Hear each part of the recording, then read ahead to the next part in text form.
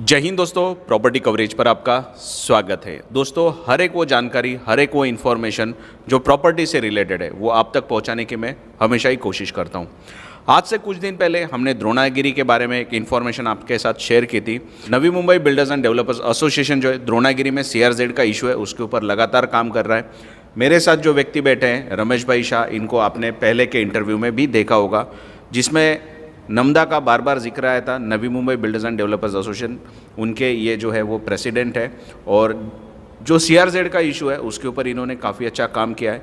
जो रिज़ल्ट आए वो पिछले वीडियो में मैंने आपके साथ शेयर तो किया ही था। जिन्होंने वो वीडियो नहीं देखी है, वो इन्फॉर्मेशन नहीं देखा है, लिंक जो है मैं डिस्क्रिप्शन में दे देता हूँ। अभी आगे की बात मैं आज मैं फिर से आपके साथ शेयर करना चाहूँगा। नवी मुंबई बिल्डर्स एंड डेवलपर्स, जिसे शॉर्टकट में लोग नमदा के नाम से भी जानते हैं, उनका आज जनरल बोर्ड मीटिंग था और क्या मीटिंग में डिस्कस हुआ है, फ्यूचर में जो CRZ के ऊपर क्लियरेंस है उसके ऊपर कंक्रीट वर्क कभी होने वाला है, वो सारी इन्फॉर्मेशन जो डिस्कशन मीटिंग में हुआ है उसमें से क्या इन्फॉर्मेशन मैं आप तक आज पहुंचा सकता हूं वो हम देख लेते हैं। रमेश भाई, आपका बहुत बहुत स्वागत है हमारे चैनल पर, प्रॉपर्टी कवरेज पर। आपके दर्शकों को भी नमस्कार। रमेश भाई, जैसे कि आपने बताया कि आज जो है जनरल बोर्ड की मीटिंग थी आपकी, और इस मीटिंग में कौन लोग इन्वॉल्व है, कौन कौन इसमें गेस्ट आए थे और क्या आज का एजेंडा था आपका ये मीटिंग से रिलेटेड? जो CRZ का क्लियरिफिकेशन का नोटिफिकेशन ऑर्डर 14 मार्च को आया है, उस ऑर्डर के आधार पे अभी आगे जो प्रोसेस करना है, छोटा छोटा जो उसमें फॉर्मेलिटी बाकी है, उसके लिए आज सब बिल्डरों की ये मीटिंग थी। और इसमें जो द्रोणागिरी के इफेक्टेड बिल्डर्स हैं वो आज बड़ी मात्रा में आए थे। इसमें सिडको के जो पूर्व चीफ प्लानर दिनकर सामंत साहब, जिन्होंने हम लोगों को पहले शुरू से CRZ के बारे में मार्गदर्शन किया है, और उसके अलावा इस काम के जो एक्सपर्ट लोग हैं वो लोग इसमें थे। और इसमें आगे का प्रोसेस अभी हम लोग बढ़ा रहे हैं ताकि जल्दी से जल्दी OC मिले और लोगों को पोजीशन बिल्डर दे सकें। जैसा कि आपने पहले वाले इन्फॉर्मेशन में बताया था कि सेंट्रल मिनिस्ट्री की तरफ से एक आपको लेटर आया हुआ है। अभी आपका जो जनरल बोर्ड का जो मीटिंग हुआ उसमें भी आपका इसके ऊपर डिस्कशन हुआ है, लेकिन अभी भी बात ऐसी है रमेश भाई कि लोगों के मन में सवाल है जिन्होंने ऑलरेडी प्रॉपर्टी द्रोणागिरी में बुक की है, जब भी लोगों को पता नहीं था। इवन दो बिल्डर ने भी जब प्लॉट लिया तभी तो CRZ का इशू था ही नहीं, लेकिन इशू आ चुके हैं। पर कुछ बिल्डिंग ऐसी है कि अभी भी रेडी हो चुकी है, काफ़ी टाइम से OC के लिए वेट कर रहे हैं। बिल्डर जो है पोजीशन नहीं दे पा रहे बिकॉज OC नहीं है, तो उसमें ज़्यादा से ज़्यादा जो इफेक्टेड है बिल्डर्स हो रहे, लेकिन इस CRZ के इशू के वजह से जो नुकसान उठाना पड़ा वो एंड यूज़र को था, जो फर्स्ट टाइम बायर्स है, जिन्होंने अपनी प्रॉपर्टी 1 BHK 2 BHK ऐसे डिनोमिनेशन में प्रॉपर्टीज़ ली थे, उन्होंने ज़्यादा नुकसान इसमें जो झेला है। लेकिन हमारी बात बार बार चल रही है, लेकिन इसका जो रेमेडी है, जैसे हम बात कर रहे हैं कि सेंट्रल गवर्नमेंट की तरफ से, मिनिस्ट्री की तरफ से इसके ऊपर जो है क्लियरेंस मिला है, पर फिर भी अभी OC मिल के लोगों को पोजीशन मिलने के लिए और कितना टाइम जा सकता है आपके हिसाब से? अभी क्लियरेंस MOEFCC ने दिया है, सब्जेक्ट टू कंडीशन है कि MCZ MA ने उसको सर्टिफाइड करना है। उसके बाद यहाँ सिडको में OC की जो फॉर्मेलिटीज़ है वो भी कंप्लीट करनी है। तो ये सारे प्रोसेस होंगे।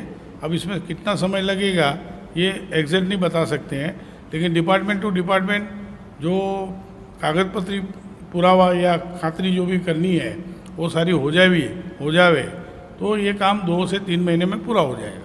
चलिए रमेश भाई, हम ये मान लेते हैं कि अगले 3 से 4 महीने में जो 94 या 96 के आसपास जो प्रोजेक्ट्स थे जो कंप्लीट हुए या फिर CC मिल चुकी है और OC के लिए वेट कर रहे, या फिर अभी पोजीशन जिनको मिला नहीं उनको तो अगले 3 से 4 महीने के आसपास जो है पोजीशन मिलना स्टार्ट हो सकता है। लेकिन फिर भी एक सवाल रह जाता है कि इन प्रोजेक्ट्स के अलावा भी अभी भी और कुछ प्लॉट्स ऐसे हैं जिनके ऊपर CRZ का अभी भी है कुछ ना कुछ उसके ऊपर काम करना जो है नमदा की तरफ से भी बाकी है, सिडको की तरफ से भी बाकी है। सिडको की तरफ से इसके लिए बाकी है कि जो ऑर्डर CRZ के ऊपर आई थी वो सेंट्रल मिनिस्ट्री से आई थी और सिडको जो है स्टेट मिनिस्ट्री में आता है, उस वजह से सिडको को काम करने नहीं मिल रहा है। तो ये जो डेवलपमेंट है, क्या इसके लिए और ज़्यादा टाइम लग सकता है कि शॉर्ट टाइम में ये कंप्लीट हो सकता है? और इस पूरे प्रोसीजर में नमदा का अपना क्या स्टैंड रहा है, इवन नमदा ने किस तरीके से इस मैटर को आगे बढ़ाया है और आगे किस तरीके से और ये आगे बढ़ने वाला है, ये आपसे थोड़ा एक क्लियरेंस हम चाहेंगे।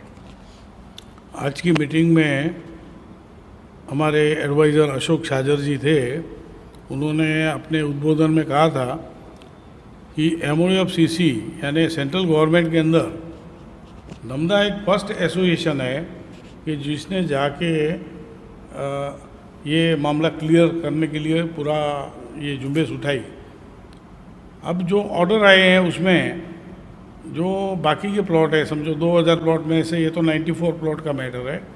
2000 प्लॉट में अगर आपने को क्लियरेंस करना है तो पूरा नूडल का सर्वे करना है।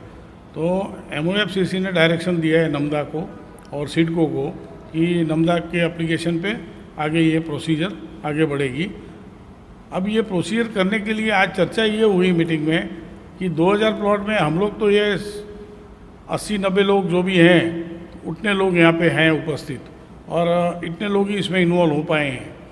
और जो लोग हैं जिनके प्लॉट हैं लेकिन वो हमारे साथ नहीं जुड़े हैं, तो अभी उन लोगों का कम्युनिकेशन हम कैसे करेंगे, वो कैसे आएंगे, वो साथ में जुड़ेंगे तभी ये काम होगा। ये बहुत बड़ा काम है, पूरा नूडल को हमको क्लियर करना है, CRZ से मुक्त करना है। तो उसके लिए सारे 2000 प्लॉट होल्डर्स साथ में आएंगे तब ये काम होगा। और उसके लिए टाइम लिमिट प्रोसेस करने में तो 4 महीने में हो सकती है, लेकिन सब जुड़ने चाहिए, सब साथ में आने चाहिए और सब हर टप्पा जो है उसका वो सब अधिकारी भी उसको साथ सहकार दे, कोऑपरेशन दे, तो ही आगे बढ़ सकता है। तो हम लोग वो करना चाहते हैं, लेकिन उसके लिए माहौल आगे कैसा बनेगा, सब लोग आते हैं कैसा होता है, वो देखने के बाद ही हमारी कोर कमेटी इस पर डिसीजन लेगी। रमेश भाई, अभी तक आपने जो भी इन्फॉर्मेशन दी, इवन व्यूवर्स को मैं बताना चाहूँगा कि काफ़ी टाइम से हमने नोटिस किया, जिन लोगों को पता है कि द्रोणागिरी में CRZ का इशू था, लेकिन कॉन्क्रीट इन्फॉर्मेशन कहीं पर भी नहीं थी। लेकिन मैं आपको आज के वीडियो के माध्यम से बताना चाहूँगा कि नमदा ये पहला एक एसोसिएशन था। इवन रमेश भाई वो फर्स्ट पर्सन थे जिनके पास मैं आया और मुझे कॉन्क्रीट जो है CRZ के ऊपर इन्फॉर्मेशन मिली। जो मैंने इन्फॉर्मेटिव वीडियो बनाया था CRZ के ऊपर, वो सारी इन्फॉर्मेशन जो थी, उसका जो इन्फॉर्मेशन का क्रेडिट था वो नमदा को जाता है। नवी मुंबई बिल्डर्स डेवलपर्स एसोसिएशन जो है वो उनको ही जाता है। और वो सारी इन्फॉर्मेशन जो थी वो रमेश भाई ने ही मेरे साथ शेयर की थी और उसी के बेसिस पे मैंने वीडियो बनाया था। लेकिन रमेश भाई, और एक सवाल मैं आपको पूछना चाहूँगा, इसमें व्यूवर्स काफ़ी ऐसे भी है जो इंडिविजुअल इन्वेस्टर्स हैं। नमदा जो काम कर रही है उसमें ऑलरेडी काफ़ी सारे जो बिल्डर्स है वो आपसे जुड़े हुए हैं और उसके आपके बिहाफ से उनको तो बेनिफिट जा रहा है। जैसे पहले के 94 जो प्लॉट्स थे, प्रोजेक्ट्स थे जिनके ऊपर CRZ का नोटिफिकेशन आया था, उनको तो आपने क्लियर कर दिया अभी भी। लेकिन कुछ लोकेशन पर, कुछ प्लॉट्स पर जो CRZ का नोटिफिकेशन है और जो आपके नमदा से जुड़े हुए उनके लिए तो थोड़ा आसानी है, बिकॉज बिल्डर को तो समझ में आ जाता है इश्यूज़ को कैसे सॉर्ट आउट करना है, या फिर वो एसोसिएशन में आता है और उनके लिए थोड़ा पेपर क्लियर करना ईजी हो जाता है। लेकिन मैं आपको पूछना चाहूँगा कि द्रोणागिरी लोकेशन पर इंडिविजुअल इन्वेस्टर्स भी हैं जिन्होंने प्लॉट्स लेके रखे, तभी उनको पता नहीं था कि इसके ऊपर CRZ है, अभी उन्हें पता चल गया CRZ है। लेकिन इंडिविजुअल जो इन्वेस्टर्स होते हैं उनके लिए काफ़ी टफ होता है ऐसे मामलों में काम करना। क्या आप जो इंडिविजुअल इन्वेस्टर्स हैं उनके लिए कुछ हेल्प कर सकते हैं, या फिर कुछ इन्फॉर्मेशन आप उनके लिए दे सकते हैं, या फिर आपकी तरफ से कुछ गाइडेंस मिलेगा, या फिर नमदा जो है नवी मुंबई बिल्डर्स एसोसिएशन, क्या उनके टूवर्ड्स भी कुछ काम करना चाहता है? नमदा जो है वो ये 1.5 साल के अंदर CRZ और इंफ्रास्ट्रक्चर इस पे मेन फोकस करके काम कर रहा है। और मेरा पर्सनल मानना है कि कोई भी एसोसिएशन ने अपने इशू फिक्स करके उस पर डीप में जाके काम करना चाहिए ताकि उसका रिजल्ट मिले। अब बिल्डर्स काफ़ी हमारे साथ जुड़ गए हैं, लेकिन इंडिविजुअल इन्वेस्टर हमको ही पता नहीं है कौन है। और ऐसे बहुत से इन्वेस्टर होंगे जिन्होंने छोटे छोटे प्लॉट लेके रखे हैं, जिनको खुद को भी पता नहीं होगा कि उनका प्लॉट CRZ में है। तो ये जब सर्वे होगा, हम तो चाहते हैं सभी साथ में आवे, क्योंकि प्लेटफॉर्म पे हम लोग यही चाहते हैं कि लोगों का काम हो। तो इसी हिसाब से अगर सब आएंगे, जुड़ेंगे, तो उनका भी काम हो जाएगा। और हम लोगों का काम चल ही रहा है आज, नहीं तो कुछ समय में ये सब काम का रिजल्ट सबको दिखेगा।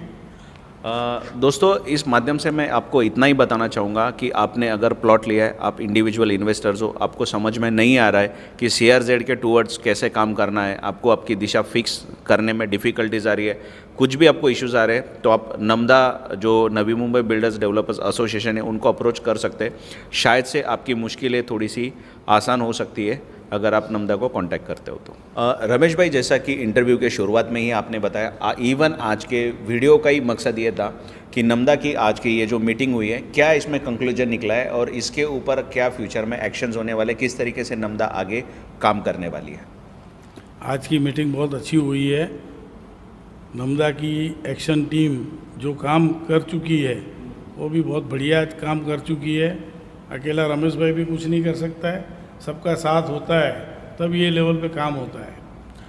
रमेश भाई, बीच में आपको रोकना चाहूँगा, आपने कुछ एक्शन टीम का जिक्र किया, आप थोड़ा और क्लियर बता सकते हैं कि एक्शन टीम एग्जैक्टली क्या है। ये जो CRZ और इंफ्रास्ट्रक्चर इशू है, इसमें नमदा ने एक एक्शन टीम बनाई थी जिसमें हमारे जो एक्टिव कार्यकर हैं, एक्टिव बिल्डर्स हैं, जैसे हमारे कांति भाई पटेल हैं, VS राजवर्मन, आर्किटेक्ट तनसुख भाई जैन, देवजी भाई भानुशाली, मुकेश मटुकिया और ऐसे बहुत सारे लोग हैं जो इसमें जुड़े हुए हैं। और आज की मीटिंग में इन सब कार्यकरों ने बहुत अच्छी मीटिंग लगाई थी और इसमें जो डिस्कशन हुआ है उससे ऐसा लग रहा है कि हम लोग और आगे बढ़ेंगे, सब साथ में आएंगे तो ये 2 इशू हम लोग जल्द से जल्द पूरा करने का प्रयत्न करेंगे। फिर भी जैसा आपने पहले पूछा था कि भाई और कोई लोगों को संपर्क करना है हमारा, कोई बिल्डर छूट गए हैं, कोई लोगों को जुड़ने का बाकी रह गया है, तो वो लोग हमारी नमदा एक्शन टीम पे कांटेक्ट कर सकते हैं ताकि हम लोग उनको भी अपने साथ जोड़ लेंगे और इस प्रकार से ये काम और यहाँ का सॉल्यूशन हम लोग निकालेंगे। 2020 कोविड, 2021 भी कोविड था, लेकिन 2022 नवी मुंबई के बिल्डरों का होगा, ये आप नोट कर लीजिए। व्यूवर्स को मैं स्पेशली बताना चाहूँगा कि जिन लोगों ने अपने पैसे, जो इंडिविजुअल इन्वेस्टर्स हैं जिन्होंने अपने पैसे इन्वेस्ट किए थे द्रोणागिरी में और अभी अगर वो CRZ के इशू के वजह से प्रॉब्लम फेस कर रहे हैं, तो नमदा को अगर आपको कांटेक्ट करना है तो डिस्क्रिप्शन में मैं ऑलरेडी उनका ईमेल आईडी दे देता हूँ, आप ईमेल के माध्यम से उनसे जुड़ सकते हैं। रमेश भाई, आपका बहुत बहुत शुक्रिया, आपने आज हमें इस अवसर पर यहाँ पर इन्वाइट किया और ये सारी इन्फॉर्मेशन जो थी हमारे व्यूवर्स के लिए अवेलेबल की। आपका बहुत बहुत शुक्रिया, धन्यवाद। आपका भी धन्यवाद। आज का वीडियो अगर इन्फॉर्मेटिव लगा होगा दोस्तों तो कमेंट सेक्शन में जय हिंद लिखना, चैनल को सब्सक्राइब कर लीजिएगा। जल्दी मिलेंगे नए वीडियो के साथ, तब तक के लिए जय हिंद।